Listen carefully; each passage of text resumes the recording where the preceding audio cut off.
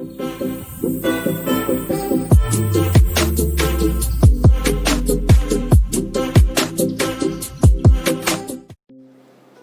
subscribe to the channel if you haven't already and hit the bell icon to never miss an update. Ladies first. Okay, so I am Ashi Agarwal. I am currently working as a software developer engineer at Amazon. I am alumni of UPS. I'll just give an overview, since most of our audience, I'm assuming, will be transitioning from a school environment to a college environment. So I'll just give my introduction as I am this is Shivam Srivastava. I am working as a member of technical staff at VMware, and I was I am an UPS alumni. I graduated in 2018 from computer science specialization in cybersecurity and forensics from UPS Therapy. Okay, so let's now jump in how to spend 4 years of your BTech life, particularly if you are a computer science engineer. So, first of all, what I would like to put it in a way is like, what I felt or what my experience was when I joined in, or when I, started my college journey.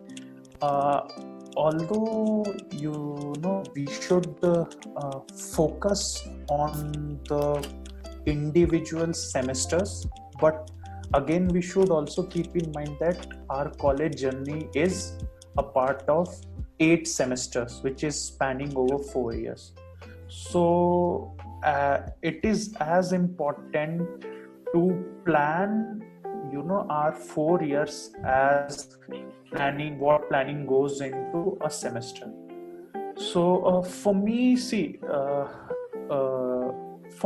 college has been a place where, I was given although, I belong to a specialization in the field of cybersecurity and forensics, but college helped me to, come up with new ideas, or, leave the tag of that, okay, I only belong to field of cybersecurity and forensics, so I should restrict myself. So I was, kind of exploring, like, okay, what is because, when we come into college, we are exposed to so many technologies, so many streams, so many fascinating stuff as well. So it was like, I felt like it was important to me to realize, okay, what aligns with my best interest. Now there's there's the other side of it. So when you start exploring all these new kind of technologies, it does have an impact on your normal semester curriculum. Yeah. So initially when we start, my thought process was like, okay, now whatever my school life was, I am now coming into college, I'll be that good boy, I'll be scoring high, I'll be totally focusing on pointers. And initially my thought process was also like that okay, yes, I shouldn't be looking here and there. I should only focus on what is my curriculum, or even if the subjects are not aligning with my interest, I should just study because I have to secure a very good pointer. Fortunately, I had some good teachers and some of my seniors as well, who kind of exposed me to the idea of that it doesn't matter how good an academic it doesn't matter how good an academic student you are if you are not creative enough. So the whole thing boils down to how your college life is contributing you to be creative, because especially the first year students, they don't think of they should add an element of creativity into their craft. but it is important. Now, to begin with, see, we have 4 years, and what we tend, so when we are exposed to an idea that, okay, yes, now that, okay, I need to add an element of creativity. So mostly what we do, or what mistakes we do, is we straight away tend to find, okay, what is the fascinating technology around me, let's say cloud computing, machine learning, and without giving importance to the basics, we straight away tend to jump into those technologies. And let's say if we are spending, let's say we take an example of 2 months, I look around, okay, how to build a project, and I am able to do it. But what it will do you, or what it will impact you in a negative way, is that you won't be good on basics. And the element of creativity only comes when you have a very strong basics or very strong foundation. To quote an example, consider anyone whom you consider as an ideal. Like for me, it's from the I am very much into football, so I look up to I look up to Messi as a personality. So he has been on top of his game not because he has some fantasy stuff or fancy stuff with him. He has a very strong basics.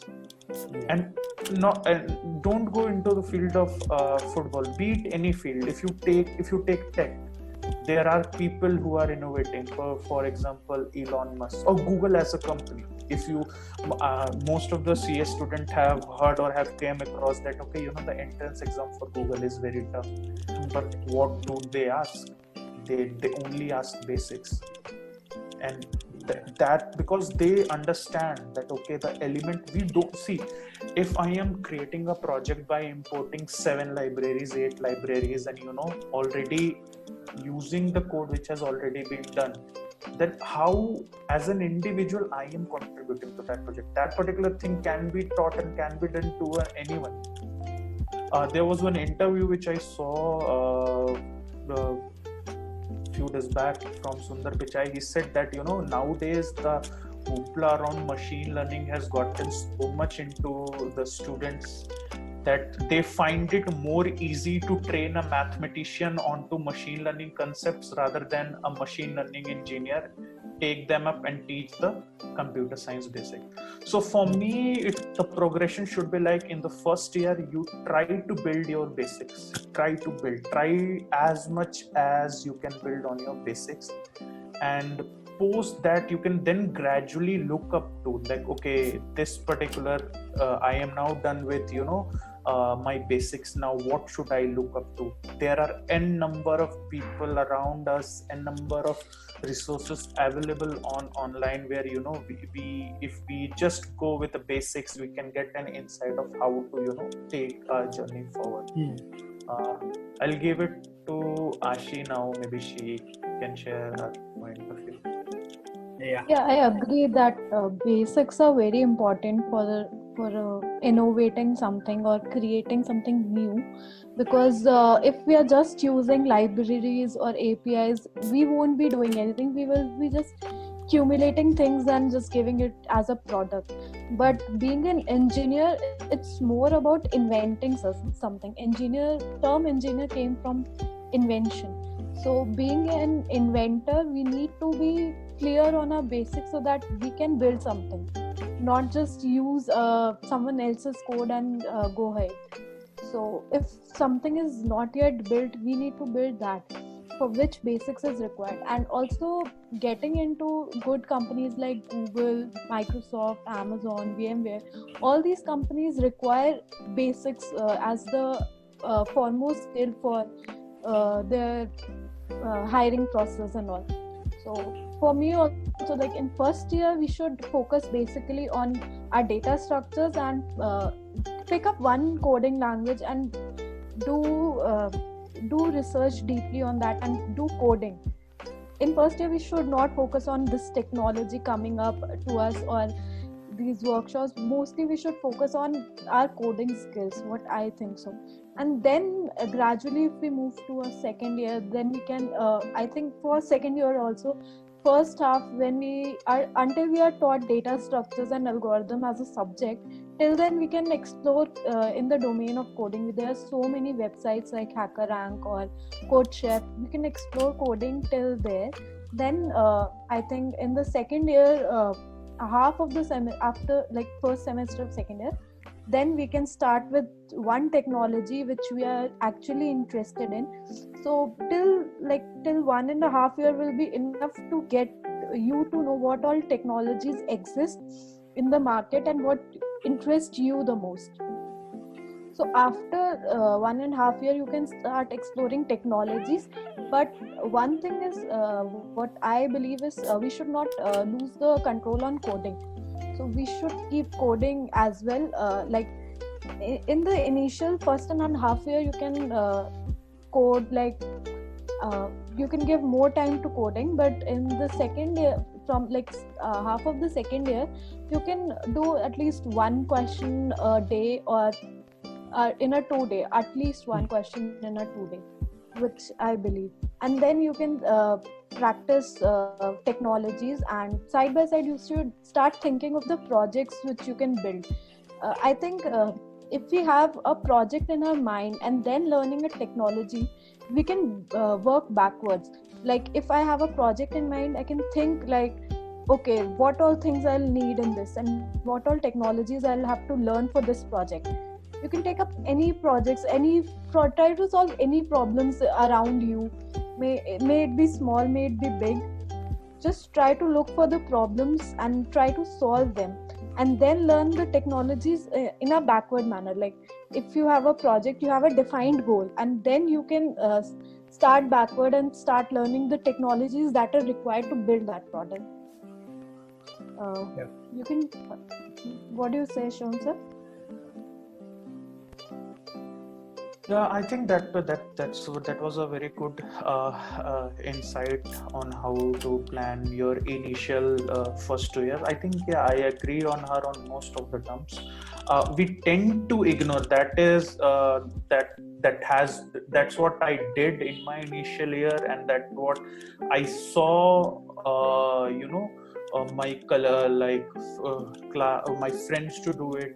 And then when I came into industry, when I came into industry, when I joined VMware, there were people around different colleges from India, and the first curiosity was in my mind, used to know that, okay, why does these brand of a college matter? What does this college do?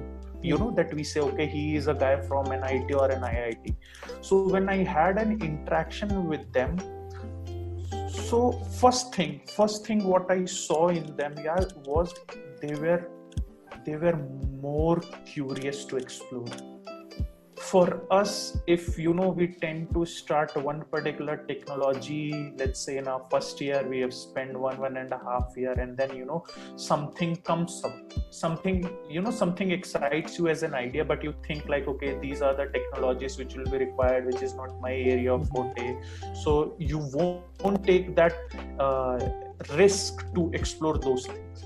But what from my experience, the people belonging to colleges such as NIT, PIT, they look forward to those opportunities where they can explore.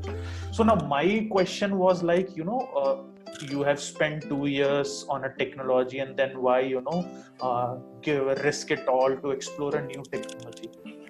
Then the discussion I had with my colleagues in company, they only said me that pick any technology. That technology is built on top of data structures and algorithm. Not that much algorithm, I would say, but definitely data structures. And that is something which remains same across any technology, any programming language. And the most important thing is our input as an engineer does not come from knowing a technology or knowing a particular programming language. Our input comes from how well we can think.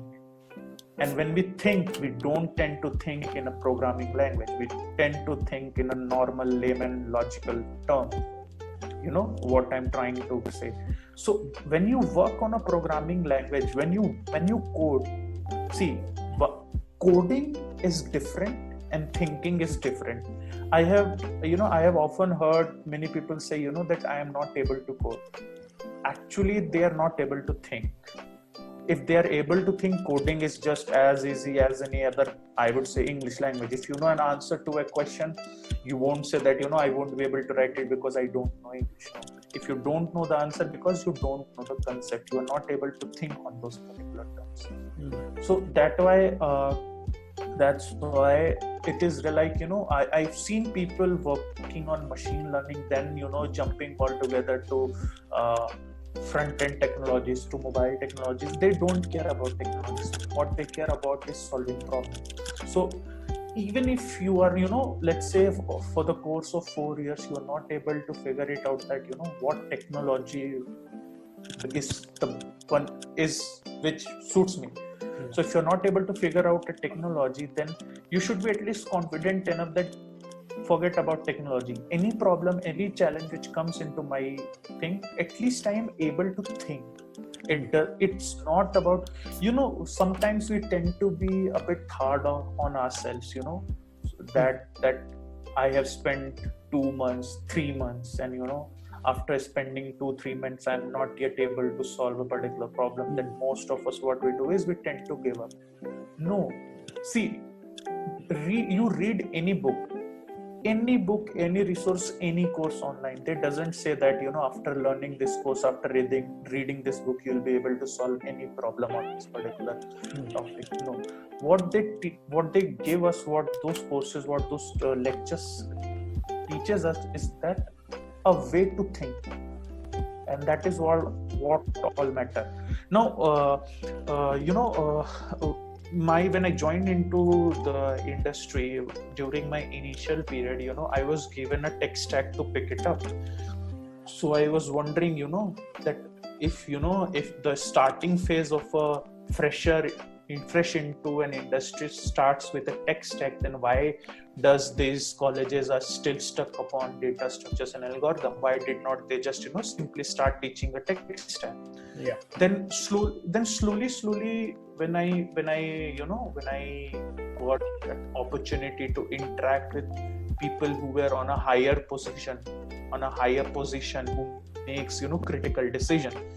So what I got to know is, as gradually as I'll move as an engineer or as a software developer, when we will be progressing, our technology implementation part will reduce, and decision on which data structures to use, which algorithm to use, how to design an algorithm for this particular problem will increase. So we mostly, or during my college days, I used to take opinions from those who were fresh into industry. So from everywhere I used to get someone is working on this technology, someone was working on that technology. And so what I did, or one mistake which I did, was before working on my data structures and algorithm, I diverted my focus to a technology. For me, that was Android. Yeah. Then I realized while working on Android that I am as good as the APIs or the methods or the classes which the Android framework is providing me. I cannot do anything beyond that. And then you see, if it took me 15 days to learn Android or to learn to use those classes and API, it might take 5 days for you, or it might take 3 days for Ashi, or it might take 1 day for anyone else. So how that learning or knowing a technology is adding an element or adding an advantage to me.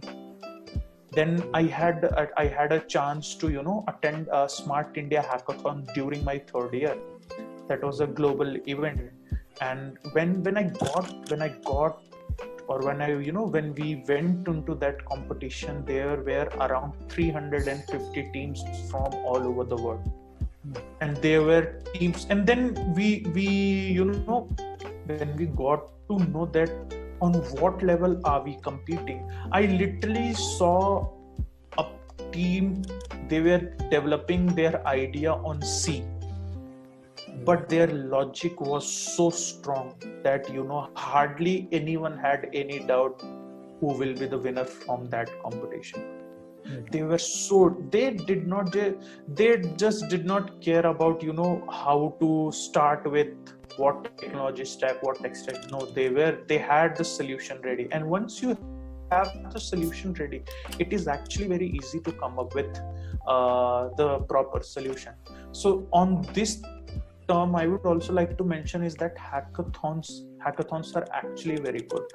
Hackathons give you an overall exposure. See, if let's suppose if I am the only one working on a project, on a technology, let's say Android, if I am the only one working on Android, so if there is nobody around my college, then I won't get a chance to self-analyze myself. How good am I? Because there is no one to tell me. So this is, even let's say let's take an example, on a scale of 1 to 100, I am on Android development, I'll give myself 30. There are people around me with a scores ranging from 20 to 25. Now in that environment, in that circumstances, I might be the best, but still in order to reach 100, I still have a long way to go. And that realization comes when you compete on a global level or on a much larger level. So participating in hackathons is also very important. And then I'll again emphasize, hackathons does not seek what technology you are using. Hackathon seeks how are you solving problem, what problem are you trying to solve. Because picking up a technology is, if you have a very good base on data structures and algorithm, it will be very easy for you to pick up with any technology. So Yeah, I think to add on, please go, Ashi. to add on, I'll also say internships are a very good learning experience in technologies, and where you actually stand and what are the best practices we need to follow while coding or things. So internship gives us a very good exposure on how to solve a problem and how to write a clean code and better code, so that it is understandable by everyone. So I read a quote from, there's a book, Clean Code, where it says that if the code is not clean and it's not good readable and maintainable or modular, then it's a bad code, and it will the product will anyhow fail. Like, it will chunk up things if we are keep writing bad code over the top of a bad code, and it will chunk up, and at some point it will reach that we are not able to maintain it anymore. So writing a clean code is also a very important thing while learning things and while working on coding skills. So for that, internships is a very good way to actually know what are the best practices. Sometimes it happens that we know how to solve the problem, but we use static keywords so much that there are so many memory leaks. As a student, we don't care, we just want to run the functionality.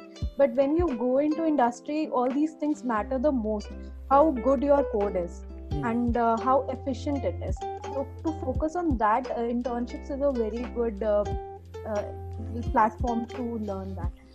And working in a startup, getting an internship in a startup, is a very good start. It helps me a lot. I